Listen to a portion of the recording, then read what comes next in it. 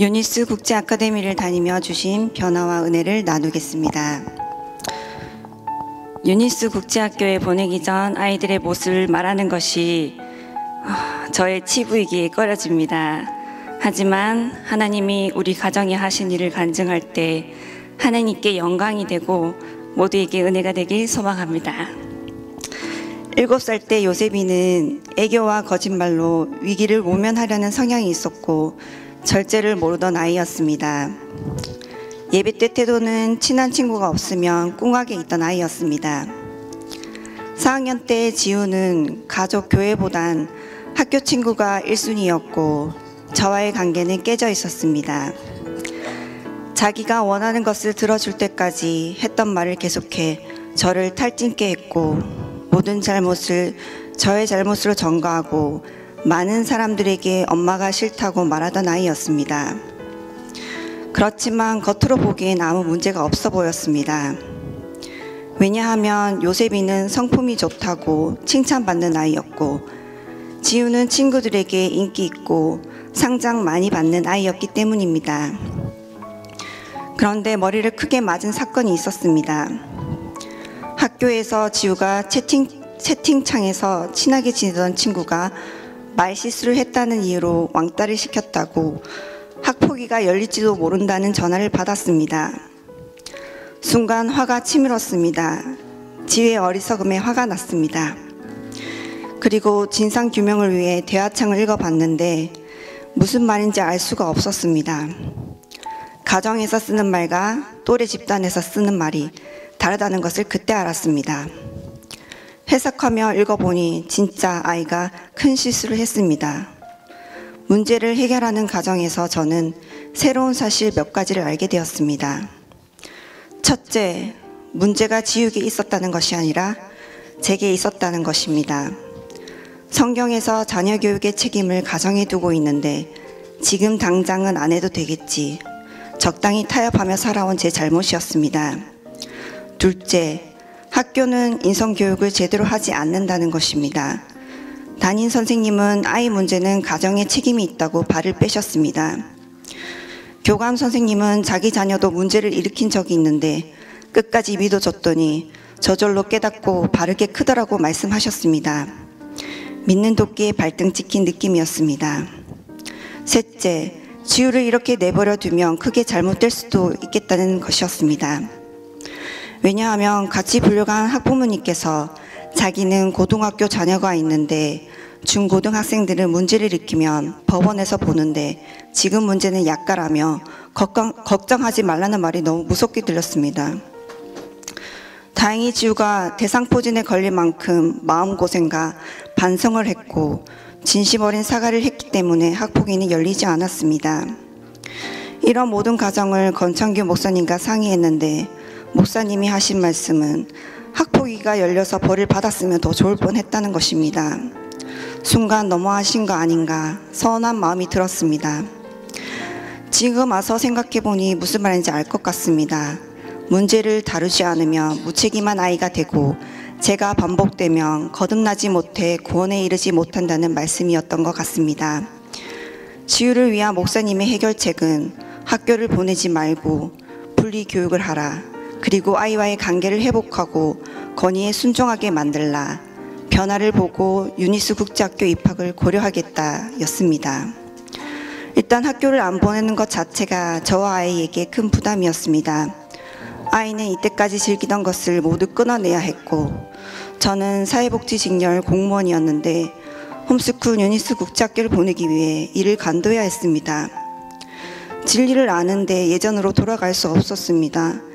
기도 중에 하나님은 내 미래를 위해 살기보다 아이 구원을 위해 살아야 한다는 마음을 주셨습니다. 부모훈련대학 강의를 하루에 1개씩 들며 하루라도 안 눈 날이 없었습니다. 참 부끄럽고 내가 이때까지 무엇을 하고 살았나 후회가 되었습니다.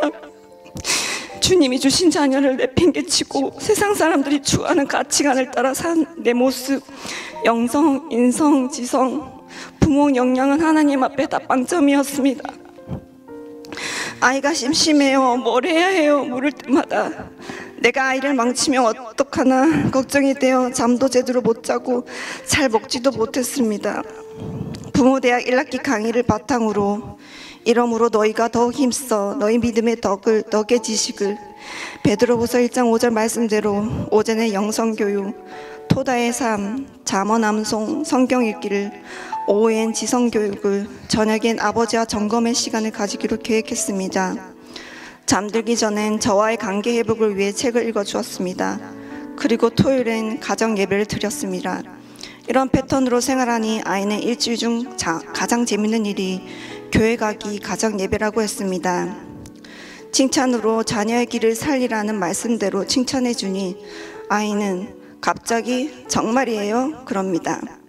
매로 자녀의 고집 꺾기를 할 때는 일부러 부모대학 강의를 틀어놓고 같이 들었습니다.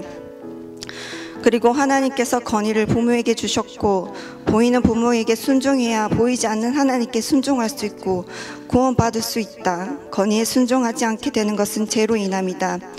내가 이때까지 그것을 몰랐고 가르치지 않았다. 미안하다. 다시 건의를 되찾고 잘 기리려 한다. 마음 단단히 먹어라. 즉시 순종하지 않으면 매를 들겠다. 설명하고 매를 들기 시작했습니다. 내 마음에 분을 품지 않고 하려고 노력하기와 실수하기를 반복했습니다. 우려와 달리 아이에게 말씀으로 훈계하니 신기하게 알아듣고 반항하지 않고 순종하는 모습이 보였습니다. 부모대학 2학기를 바탕으로 말을 집어넣어주기란 주제로 글을 써 프린트에 벽에 붙이고 매일 읽게 했습니다. 버릇 없이 말하는 모습, 감사함이 없던 아이의 모습에서 작은 것에 감사하고 신중을 기하는 모습이 보였습니다. 그렇게 홈스쿨링 2달 반을 보내고 3월에 목사님이 유니스 국제학교 입학을 허락하셨습니다. 첫 수업을 하고 집으로 돌아온 날 지우는 영어 때문에 눈물을 흘렸습니다. 자기보다 어린 아이들이 영어로 책을 읽고 암송하는 것을 보고 충격을 받았던 모양입니다. 그럼에도 불구하고 목사님의 지침대로 홈스쿨링한 덕분인지 순종하는 마음으로 읽지도 못하는 영어를 한글로 써가며 외웠습니다. 그런 주의 사항을 여점순 선생님이 알아채시고 주의 마음을 세세하게 만져주셨습니다. 아이는 신나 더 열심히 했습니다. 지금은 학예 발표회 때 영어 암송 단독 발표를 할 수 있는 실력이 되었습니다. 이처럼 유니스 국제학교를 다니며 변한 가장 두드러진 첫 번째 변화는 학습적인 부분입니다. 지우는 국어 미술 위에 암기하고 시간이 오래 걸리는 과목에는 흥미가 없었습니다. 그러나 마음밭이 고르게 된 상태에서 학습을 하니 자기 주도 학습이 저절로 되었습니다. 시키지도 않았는데 공부하는 지우의 모습은 볼 때마다 신기합니다. 요셉이는 매일 성경을 읽어서인지 가르치지도 않은 속독을 하게 되었습니다. 두 번째 변화는 영적 분별력이 생긴 것입니다. 지우는 유니스 국제학교 아이들이 신기하다고 합니다. 짜증을 안 내요 어머니 그럽니다. 작은 트러블이 나면 보통 일반 학교 아이들은 팔을 만들고 왕따를 시키는데 유니스 국제학교 아이들은 성경적 기준을 가지고 판단하고 이 상황을 통해 우리는 어떻게 행동하면 더 좋았겠다라고 토론한다고 합니다. 요셉이도 친구와 트러블이 있었는데 선생님이 두 아이의 말을 들어보시고 잘못한 아이에겐 코칭하고 사과하게 하시고 받아들이는 아이에게 용서를 가르쳤다는 얘기를 듣고 감동을 받은 적이 있습니다. 요셉이는 처음 다니는 학교지만 어머니 학교를 잘 선택하셨어요 라고 합니다. 셋째, 학교에서 세마복으로 효도, fun성에 대해 구체적으로 배우니 효도하는 자녀가 되었다는 것입니다. 저는 사모님의 자녀와 꿀떨어지는 관계에 관한 강의를 들을 때 너무 마음이 아팠습니다. 지우는 저를 너무 싫어했고 저도 그런 지우가 싫었습니다. 부모와 자녀의 관계가 어떻게 이렇게 깨질 수 있나 고통스러웠습니다. 두 달 반 동안의 홈스쿨을 하면서 많은 시간 아이와 있어주고 가르치니 관계가 좋아지는 것 같았지만 완전하지는 않았습니다. 그러나 학교를 다니는 요즘 이제야 자녀와 꿀떨어지는 관계가 된 것 같습니다. 목사님께 간증문을 부탁받고 쓰려고 다른 분들의 간증문을 읽는데 제 자신이 부끄러웠습니다. 그래서 지우에게 지우야 어머니는 이때까지 뭘 했지? 다른 분들에 비해 잘 가르치지도 못한 것 같다 하니 지우가 아니에요, 어머니. 아니에요. 어머니는 열심히 우리를 가르쳐 주셨어요, 어머니. 어머니는 훌륭하세요. 그럽니다. 너무 감동이 되고 힘이 되었습니다. 요셉이와는 꿀 떨어지는 관계였는데 요즘 더 단단해진 것을 느낍니다. 학교에서 배운 말씀을 중얼거리다 저에게 수시로 고백합니다. 어머니, 효도는 존경심을 갖고 공손하게 말하고 행동으로 도와주고 돈도 줘야 한대요. 효도하고 싶어요. 말만 들어도 배가 부르고 하루의 피곤이 사라지는 듯합니다. 넷째, 하나님과의 관계가 더 친밀해진 것입니다. 성경 말씀이 달아졌는지 집에 와서도 읽고 또 읽고 재밌다고 합니다. 요셉이는 가장 좋아하는 구절이 생겼다며 으쫄입니다. 지우는 갑자기 신약을 빨리 읽고 싶다며 일주일 만에 완독했습니다.